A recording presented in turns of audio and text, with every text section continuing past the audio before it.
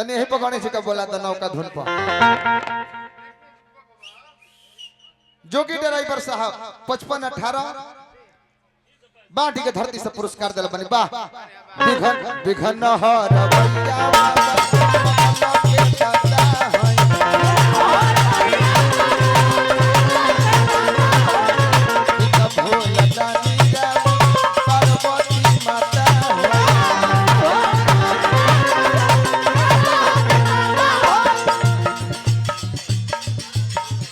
जवाहिर चौधरी जी का लड़का नंद जी चौधरी जी का लड़का जवाहिर चौधरी जी अच्छा 1000 रुपया पुरस्कार दल बने हार्दिक अभिनंदन जय जयकार बा बिघन हर भैया बाबा के दाता है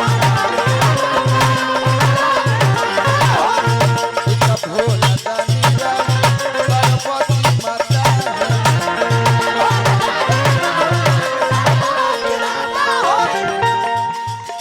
अशोक यादव जी बांडी कचहरी के माध्यम से हमारे के पुरस्कार दिल बने और संगे संगे हमारे पप्पू भैया हार्दिक अभिनंदन जय जयकार करो जगदम्बा स्वीट बैंक के माध्यम से पुरस्कार मिलल बा चरण में शीश झुकाई ले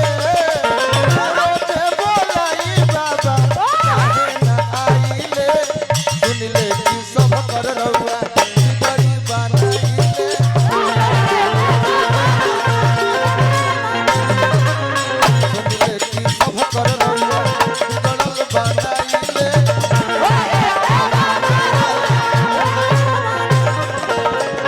भैया बड़ी खंडानी ले तो दिल के भैया बड़ी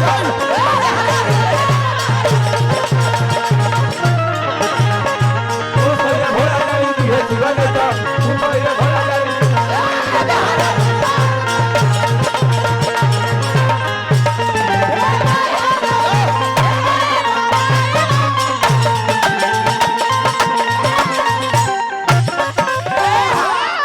राजेंद्र चाचा धन बहुत लोग के यहाँ होला मन केहू केहू के यहाँ होला और रउआ के यहाँ धनो बा आ मनो बा बहुत लोग के यहाँ धन होला बाबा आ मन ना होखे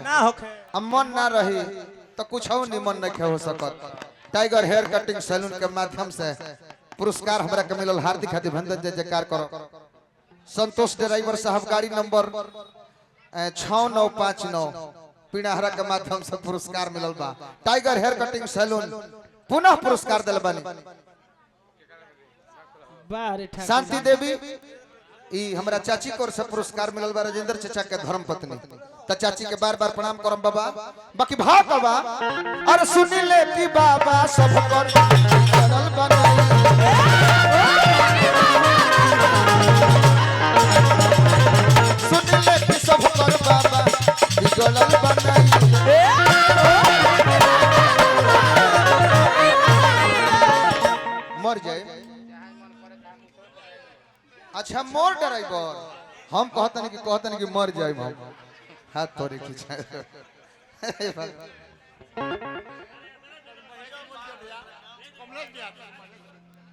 नंद यादव के नाती